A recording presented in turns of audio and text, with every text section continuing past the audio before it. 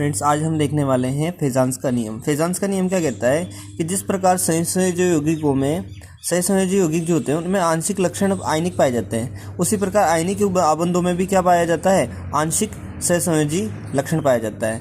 इसको इस तरह से समझते हैं कि सहसंयोजी बंध में क्या करता है कि इलेक्ट्रॉन की साझेदारी करता है, और आयनिक लक्षणों में क्या होता है, आयन जो होता है धनायन अपना इलेक्ट्रॉन ऋणायन को देता है और वह ग्रहण करता है। ठीक है, एक धनायन एक ऋणायन रहता है, जो ग्रहण करता है वो ऋणायन होता है, जो इलेक्ट्रॉन त्यागता है वो धनायन होता है। इस तरह से जो बंध बनता है उसे आयनिक बंध कहते हैं। ठीक है, अब बात यहाँ पर है ये कि आयनिक आबंधों में आंशिक सहसंयोजक गुण कैसे पाया जाता है। ठीक है, तो ये बोला जाता है कि इसके लिए अपन को कुछ फेजांस के नियम में कुछ चीज़ें दी जाती है, वो अपने को याद होनी चाहिए। जिस प्रकार धनायन का आकार घटने पर, धनायन का आकार जितना छोटा रहेगा उसमें सहसंयोजक गुण लक्षण उतने ही रहेंगे। मतलब आयनिक यौगिकों के अंदर थोड़े बहुत सहसंयोजक लक्षण पाए जाते हैं और सहसंयोजक यौगिकों के अंदर आयनिक लक्षण पाए जाते हैं। ये फेजांस का नियम है। तो धनायन का आकार जितना छोटा रहेगा उसमें सहसंयोजक गुण उतने ही ज़्यादा रहेंगे। ठीक है, जैसे सोडियम, पोटेशियम, रुबेडियम, सीजियम है।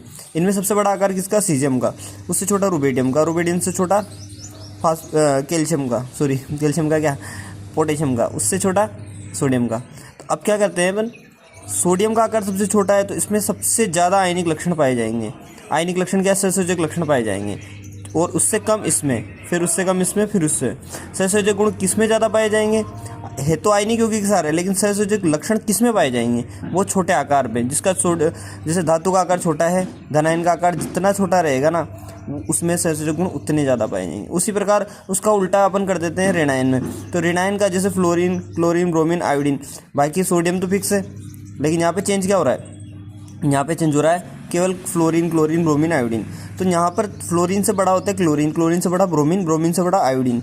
तो फ्लोरीन से बड़ा क्लोरीन होता है, ब्रोमीन, फिर आयोडीन। तो आयोडीन बड़ा होता है ना, इसलिए इसमें ऋणायन का आकार जितना बड़ा रहेगा उसमें सहसंयोजक लक्षण उतने पाए जाएंगे। इसका मतलब ये है कि Na जो रहेगा उसमें सहसंयोजक गुण ज़्यादा रहेंगे। ठीक है, सहसंयोजक गुण लक्षण ज़्यादा रहेंगे।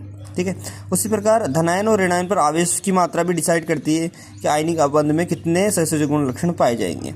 जैसे NaCl है, MgCl है, एल्यूमिनियम क्लोराइड है।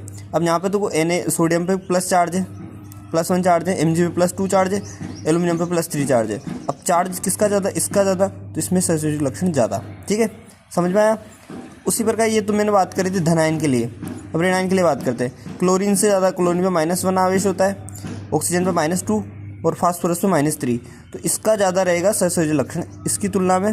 फिर इससे कम रहेगा इसका, इससे ज़्यादा इसका, इससे ज़्यादा इसका। जितना आवेश बढ़ेगा उतना सहसंयोजक लक्षण बढ़ेगा। ओके, आई होप आपको समझ में आया हो। इतना ही आपको फेजांस के नियम में लिखना है और समझना है। ठीक है।